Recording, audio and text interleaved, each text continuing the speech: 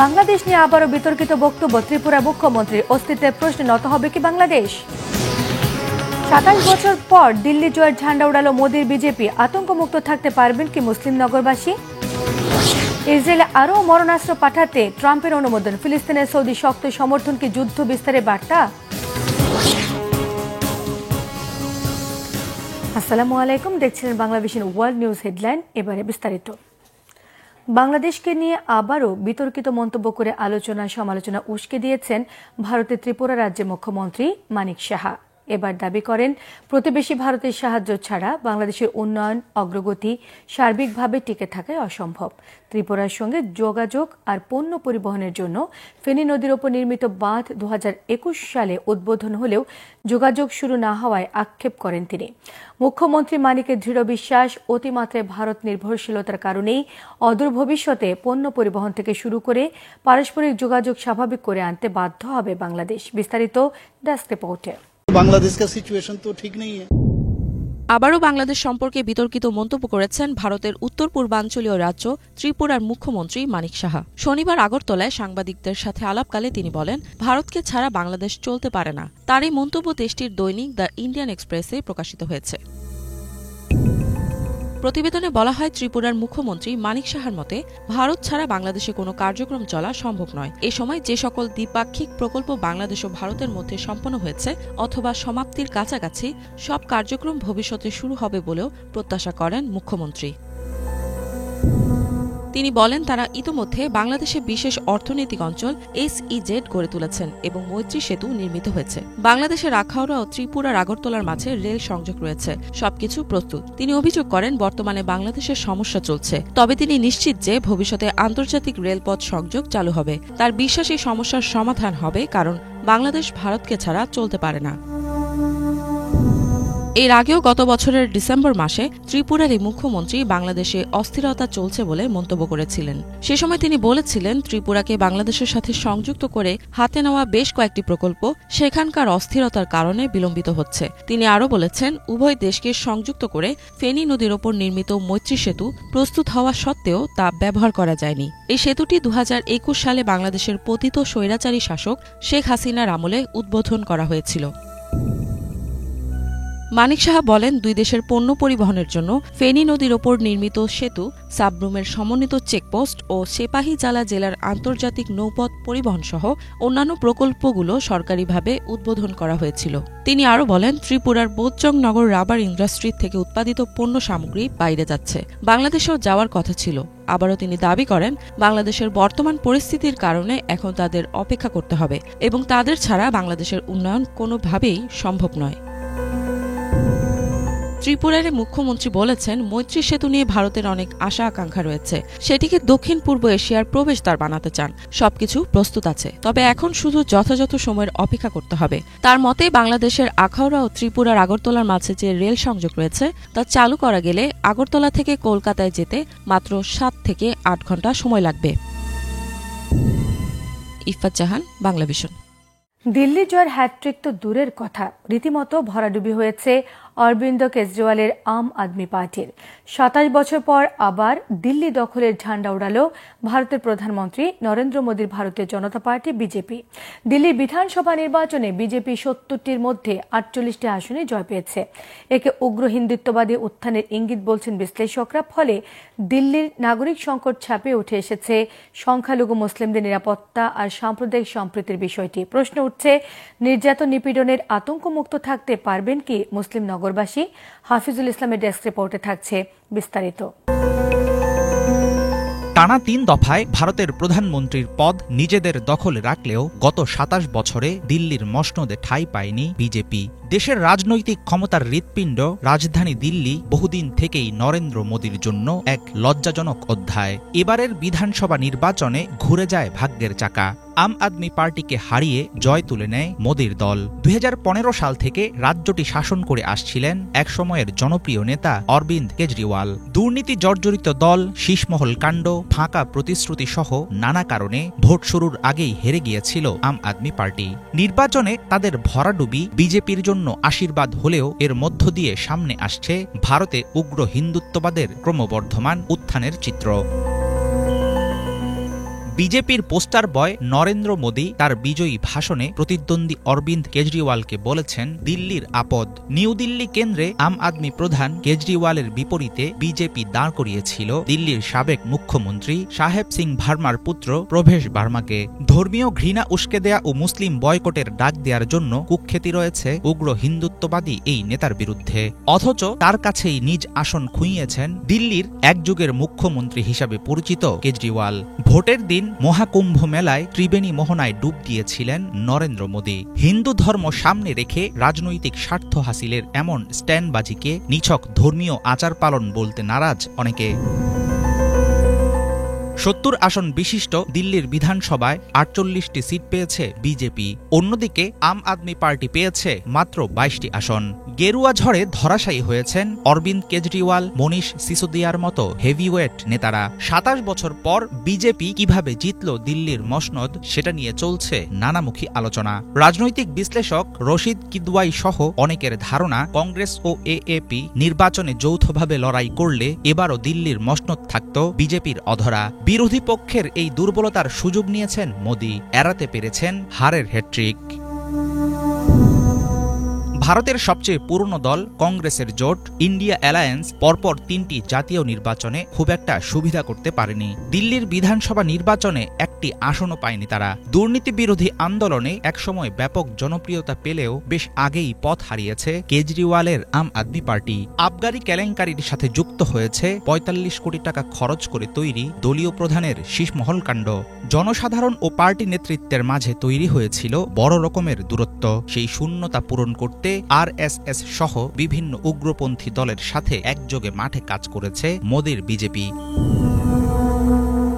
দীর্ঘদিন পর দিল্লির বিধানসভায় বিজেপির জয়লাভের ঘটনা ভারতীয় রাজনীতির জন্য হয়ে থাকবে গুরুত্বপূর্ণ এক মাইলফলক। রাজ্যের অতিরিক্ত বায়ুদূষণ, পানীয় জলের ব্যাপক অভাব, শহরের জঞ্জাল, বাস্তুচ্যুতদের আবাসন ও যমুনা নদীতে লাগাতার দূষণের মতো নানা সমস্যা সামাল দিতে না পারায় একযুগের মুখ্যমন্ত্রী কেজরিওয়াল হয়ে উঠেছিলেন জনসাধারণের বিরক্তির কারণ। মোক্ষম সময়ে দেয়া বিজেপির উগ্র হিন্দুত্ববাদী চালে টিকতে পারেনি দুর্নীতির ভারে নতজানু হওয়া আম আদমি পার্টি। তবে বদলে যাওয়া দিল্লিতে কতটা স্বস্তিতে শাসন কাজ চালাতে পারবে মোদীর দল, সেটা নিয়ে থাকবে অনিশ্চয়তা। হাফিজুল ইসলাম, বাংলা ভিশন। ইসরায়েলের কাছে প্রায় $৭৪০ কোটি অস্ত্র এবং সামরিক সরঞ্জাম বিক্রির প্রস্তাবে অনুমোদন দিয়েছে যুক্তরাষ্ট্রের প্রেসিডেন্ট ডোনাল্ড ট্রাম্প।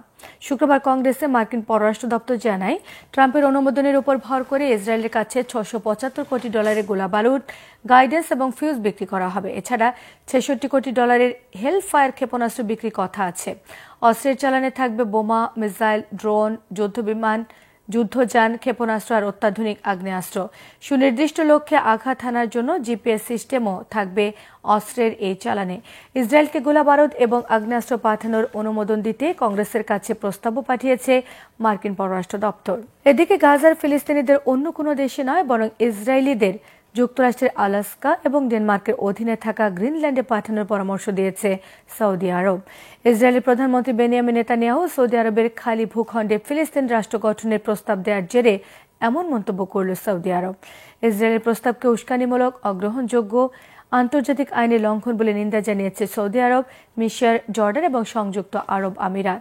গাজাবাসী তাদের ভূখণ্ড ছেড়ে কোথাও যাবে না, সাফ জানিয়ে দিয়েছে সৌদি সরকার। শহীদ আরাফাতের ডেস্ক রিপোর্ট। ফিলিস্তিনিদের গাজা থেকে তাড়ানোর নতুন নতুন কৌশল যেন শেষ হচ্ছে না আমেরিকা ও তার বন্ধু ইসরায়েলের।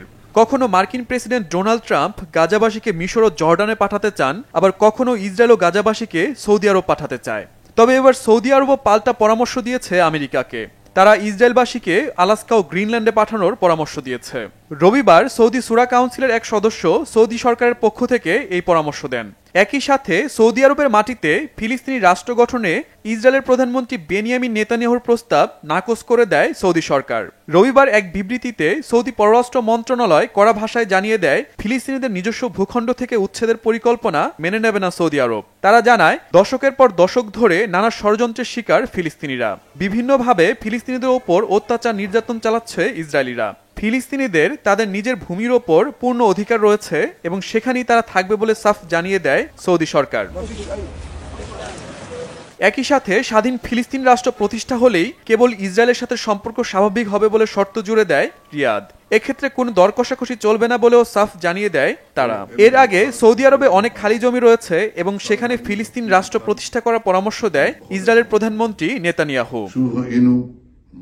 ইসরায়েলি প্রধানমন্ত্রীর এমন মন্তব্যে তীব্র ক্ষোভ জানিয়েছে রিয়াদ। তারা বলছে, গাজায় ইসরায়েলি গণহত্যাকে জায়েজ করতে এই ধরনের বিতর্কিত মন্তব্য করছেন নেতানিয়াহু। ইসরায়েলের এই প্রস্তাব সৌদি সার্বভৌমত্বের লঙ্ঘন এবং আন্তর্জাতিক আইন ও জাতিসংঘ সনদের লঙ্ঘন বলে মনে করছে রিয়াদ। ইসরায়েলের প্রধানমন্ত্রীর এমন মন্তব্যের তীব্র নিন্দা জানিয়েছে জর্ডান, মিশর ও সংযুক্ত আরব আমিরাত। নেতানিয়াহুর এই প্রস্তাবকে সৌদি আরবের বিরুদ্ধে উস্কানিমূলক পদক্ষেপ উল্লেখ করে একে দায়িত্বজ্ঞানহীন এবং অগ্রহণযোগ্য বলে মন্তব্য করেছে তারা। Shahid Arafat, Bangla vision, news desk. রাশিয়ার প্রেসিডেন্ট ভ্লাদিমির পুতিনের সঙ্গে কথা বলেছেন মার্কিন প্রেসিডেন্ট ট্রাম্প। মানুষের অব্যাহত মৃত্যু রোধে পুতিনকে ইউক্রেন যুদ্ধ থামাতে বলেন তিনি। পুতিনের সঙ্গে ফোন আলাপের বিষয়টি স্বীকার করলেও সময়কাল নিশ্চিত করেনি। এমনকি তাদের আলাপচারিতা একাধিকবার হয়েছে কিনা সে বিষয়ে স্পষ্ট ইঙ্গিত দেননি। গত শুক্রবার এয়ারফোর্স ওয়ানে ফ্লোরিডা যাবার সময় নিউ ইয়র্ক পোস্টের এক সাংবাদিককে সাক্ষাৎকার দেন তিনি। ট্রাম্প জানান, আগামী সপ্তাহে ইউক্রেনের প্রেসিডেন্ট ভলোদিমির জেলেনস্কির সঙ্গে দেখা হবার সম্ভাবনা আছে। এরই ধারাবাহিকতায় পুতিনের সঙ্গে বৈঠক হতে পারে বলে নিশ্চিত করেন। পুতিনের সঙ্গে ব্যক্তিগত সুসম্পর্কের বিষয়টিও সাক্ষাৎকারে উল্লেখ করেন ট্রাম্প। এমন পরিস্থিতিতে ক্রেমলিন মুখপাত্র দিমিত্রি পেসকভও ফোন আলাপের বিষয়ে রহস্য রেখে দেন। বলেন, খবরটি নিশ্চিত করবেন না, অস্বীকারও করছেন না। ইউক্রেন থেকে রেয়ার আর্থ মিনারেল বা বিরল খনিজের বিনিময়ে যুদ্ধ বন্ধে মধ্যস্থতা করতে ট্রাম্পের প্রস্তাবে সাড়া দিয়েছেন ইউক্রেনের প্রেসিডেন্ট। চলতি মাসের শুরুতেই এ বিষয়ে ইঙ্গিত দিয়েছিল রাশিয়া। কানাডা দখলে নিতে যুক্তরাষ্ট্রের প্রেসিডেন্ট ডোনাল্ড ট্রাম্পের হুমকি হালকাভাবে উড়িয়ে দেওয়ার কোনো সুযোগ নেই, এমন আশঙ্কা গুরুত্বের সঙ্গে তুলে ধরে ব্যবসায়ী আর শ্রমিক নেতাদের সঙ্গে রুদ্ধদ্বার বৈঠক করেন কানাডার প্রধানমন্ত্রী জাস্টিন ট্রুডো। তার মতে, বিরল খনিজ আর প্রাকৃতিক সম্পদের লোভে কানাডা দখলে ষড়যন্ত্র করছেন মার্কিন প্রেসিডেন্ট। হিজল জুবাইরের ডেস্ক রিপোর্টে থাকছে বিস্তারিত। মার্কিন প্রেসিডেন্ট ডোনাল্ড ট্রাম্পের কানাডা দখলে নেয়ার হুমকি নিছক ঠাট্টা নয়, বিস্ফোরক এই সতর্কতা জানিয়েছেন দেশটির প্রধানমন্ত্রী জাস্টিন ট্রুডো। তাহলে কি কানাডার দখল নিতে প্রয়োজনে মার্কিন সেনাও পাঠাতে পারেন ট্রাম্প? ট্রুডোর সতর্কতার জেরে ডালপালা মেলছে এমন জল্পনা কল্পনা। টরন্টো স্টার্স, রয়টার্স সহ বিভিন্ন সংবাদ মাধ্যম জানিয়েছে, যুক্তরাষ্ট্রে কানাডার পণ্য রপ্তানির ওপর বাড়তি কর আরোপের ব্যাপারে ট্রাম্পের পরিকল্পনা মোকাবেলায় করণীয় নির্ধারণে শুক্রবার ব্যবসায়ী ও শ্রমিক নেতাদের সম্মেলন ডাকেন ট্রুডো। সেই সম্মেলনের ফাঁকেই একটি রুদ্ধদ্বার বৈঠকে অংশ নেন তিনি। সেখানেই কানাডার ব্যাপারে ট্রাম্পের আগ্রাসী দৃষ্টিভঙ্গি নিয়ে কথা বলছিলেন, কিন্তু ভুলবশত মাইক্রোফোন অন থাকায় তা প্রকাশ্যে চলে আসে। রুদ্ধদ্বার ওই বৈঠকে ট্রুডো বলেন, কানাডা দখল নেয়ার ব্যাপারে ট্রাম্পের হুমকি কেবলই কথার কথা নয়, এটি সত্যিকারের হুমকি। ট্রাম্প এ ব্যাপারে সিরিয়াস। কেন মার্কিন প্রেসিডেন্ট কানাডাকে যুক্তরাষ্ট্রের অঙ্গরাজ্য বানাতে চান সে প্রসঙ্গে ট্রুডো বলেন, কানাডা বিপুল খনিজ ও প্রাকৃতিক সম্পদে সমৃদ্ধ একটি দেশ। মূলত সেদিকেই চোখ পড়েছে ট্রাম্পের। মার্কিন প্রেসিডেন্ট খুব ভালো করেই জানেন, কানাডার খনিজ সম্পদের মধ্যে আছে অনেক দুর্লভ খনিজ। সেগুলো কাজে লাগিয়ে কিভাবে লাভবান হওয়া যায় সেটিও তার জানা। আর তা বাস্তবায়নে সবচেয়ে সহজ কৌশল হল কানাডাকে মার্কিন অঙ্গরাজ্য বানানো। ট্রাম্প সেটাই মাথায় নিয়েছেন বলে অভিমত ট্রুডোর। পরবর্তী সময়ে ট্রেড ইউনিয়ন সংস্থা আলবার্টা ফেডারেশন অব লেবারের প্রেসিডেন্ট গিল ম্যাকগাওয়ান কানাডা প্রসঙ্গে ট্রাম্পের পরিকল্পনা নিয়ে ট্রুডোর বক্তব্যের বিষয়টি নিশ্চিত করেন। প্রধানমন্ত্রীর বরাত দিয়ে তিনি বলেন, ট্রাম্প কানাডার বিরুদ্ধে মাদক পাচার, অবৈধ অভিবাসী অনুপ্রবেশ বা বাণিজ্য ঘাটতির যেসব অভিযোগ আনছেন সেগুলো মুখ্য বিষয় নয়। তার মূল অভিসন্ধি হয় কানাডাকে পুরোপুরি নিয়ন্ত্রণ করো, না হয় সরাসরি দখলে নাও। অনেক বিশ্লেষকের মতে lithium, graphite, nickel, copper, cobalt সহ মূল্যবান অনেক খনিজ সম্পদে সমৃদ্ধ কানাডা। এসব খনিজের জন্য কানাডার ওপর অনেকটাই নির্ভরশীল যুক্তরাষ্ট্র। ট্রাম্প চাইছেন এগুলো করায়ত্ত করতে।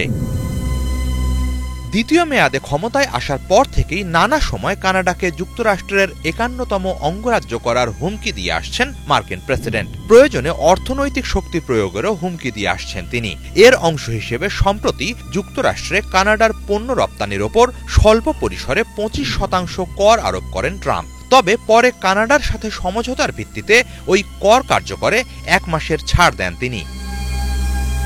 বাণিজ্য ঘাটতির বাইরে যুক্তরাষ্ট্রে ফেন্টানল সহ বিভিন্ন মাদকদ্রব্য পাচার ও অবৈধ অভিবাসীর অনুপ্রবেশ ঠেকাতে কানাডা যথেষ্ট উদ্যোগ নিচ্ছে না বলে অভিযোগ ট্রাম্পের। এ বাস্তবতায় সীমান্তে নিরাপত্তা জোরদার ও যুক্তরাষ্ট্রের সাথে যৌথ টাস্কফোর্স গঠনের লক্ষ্যে $900 মিলিয়ন তহবিল ঘোষণা করেছে কানাডা। বিশ্লেষকরা বলছেন, কানাডার ওপর কর্তৃত্ব প্রতিষ্ঠার লক্ষ্যেই তাদের নানাভাবে চাপে রাখছেন ট্রাম্প। তবে তার বিতর্কিত এসব পদক্ষেপে কানাডাবাসীর মধ্যে নতুন করে জেগে উঠছে জাতীয়তাবাদী চেতনা। হিজল জোবায়ের, বাংলা ভিশন। হোয়াটসঅ্যাপে আপত্তিকর মেসেজ পাঠানোর অভিযোগে যুক্তরাজ্যের স্বাস্থ্যমন্ত্রী অ্যান্ড্রু গুয়েনকে দায়িত্ব থেকে সরিয়ে দেন প্রধানমন্ত্রী কিয়ার স্টারমার। হোয়াটসঅ্যাপে পাঠানো আপত্তিকর আর অপমানজনক এসব বার্তায় অ্যান্ড্রু গুয়েন ভোটার, দলীয় এমপি, কাউন্সিলরদের অপমান করার অভিযোগ উঠেছে। যুক্তরাজ্যের সরকারি এক মুখপাত্র বলেন, সরকারি পদে যারা আছেন তাদের উচ্চ মান বজায় রাখতে দৃঢ়প্রতিজ্ঞ প্রধানমন্ত্রী স্টারমার। এই মান ধরে রাখতে ব্যর্থ মন্ত্রীদের বিরুদ্ধে ব্যবস্থা নিতে তিনি দ্বিধা করবেন না। অন্যদিকে সামাজিক মাধ্যম এক্সে দেয়া পোস্টে বাজে মন্তব্যের জন্য দুঃখ প্রকাশ করেন অ্যান্ড্রু গুয়েন। নদীর পানি হুট করে রক্তলাল বর্ণ ধারণ করলে গাও শিরে ওঠা বা আতঙ্কিত না হয়ে উপায় আছে? এমন উদ্ভূত এক ঘটনার সাক্ষী হন আর্জেন্টিনার রাজধানী বুয়েন্স আইরেসের নগরবাসী। এতে শহরের পাশ দিয়ে প্রবাহিত নদীর তীর ঘেঁষে গড়ে ওঠা জনবসতি থেকে আতঙ্ক ছড়িয়ে পড়ে শহরের বিভিন্ন প্রান্তে। হুট করে কেন লাল হলো নদীর পানি? ভয়ঙ্কর কিছু ঘটেনি তো? বিস্তারিত মীর ফজলে রাব্বির ডেস্ক রিপোর্টে।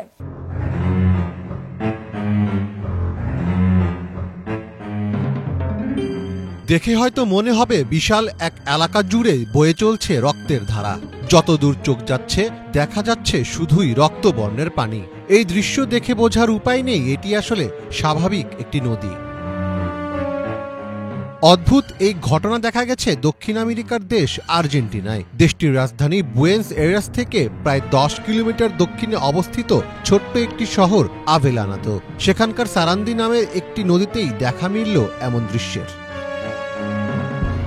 নদীর পানির এমন লাল রং দেখে অনেকটা আতঙ্কগ্রস্ত হয়ে পড়েন আভেলানাদের বাসিন্দারা। এর জন্য আপাতত দূষণকেই দুষছেন তারা। কারণ জানতে এরই মধ্যে নদী থেকে পানির নমুনা সংগ্রহ করেছে বুয়েন্স আইরেসের আবহাওয়া মন্ত্রণালয়। এক বিবৃতিতে তারা বলেছে, সম্ভবত জৈবিক রঞ্জকের কারণে পানি রক্তবর্ণ ধারণ করেছে। বুয়েন্স এইরেসের এই এলাকাটি মূলত চামড়া প্রক্রিয়াকরণ শিল্প ও অন্য শিল্প প্রতিষ্ঠান দ্বারা পরিবেষ্টিত।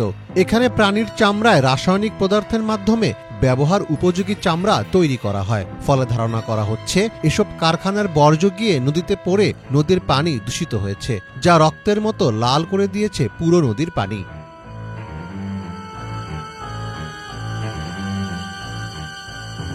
এক রাতের মধ্যে নদীর পানির রং লাল হয়ে যাওয়ার বিষয়টি মুহূর্তেই সামাজিক যোগাযোগ মাধ্যমে ভাইরাল হয়ে যায়। শুধু রং নয়, উদ্বেগের কারণ হয়ে দাঁড়িয়েছে নদীর পানি থেকে আসা দুর্গন্ধ। তীব্র এই গন্ধে বমি ও গলা আক্রান্ত হওয়ার অভিযোগও করেছেন অনেকে। তবে সকালে পানির রং লাল থাকলেও বিকেলের দিকে ধীরে ধীরে তা কমে যেতে থাকে এবং নদীটি আবার আগের রূপে ফিরে আসে।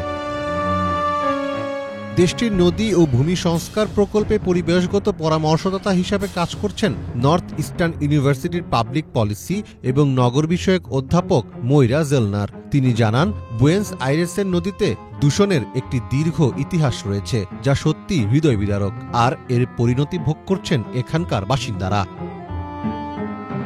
স্থানীয় বাসিন্দারা জানিয়েছেন, অতীতেও এই নদীর স্রোত বিভিন্ন অস্বাভাবিক রং প্রদর্শন করেছে। ধূসর, সবুজ, বেগুনি, নীল, এমনকি বাদামি রঙের পানিও দেখা গেছে এই নদীতে। এবিসি নিউজের এক প্রতিবেদনে বলা হয়, 1990-এর দশক থেকে স্থানীয় ব্যবসা প্রতিষ্ঠানগুলোর বিরুদ্ধে অভিযোগ দায়ের করে আসছেন স্থানীয়রা। পরিবেশ দূষণের বেশ কয়েকটি মামলা এখনও চলমান রয়েছে।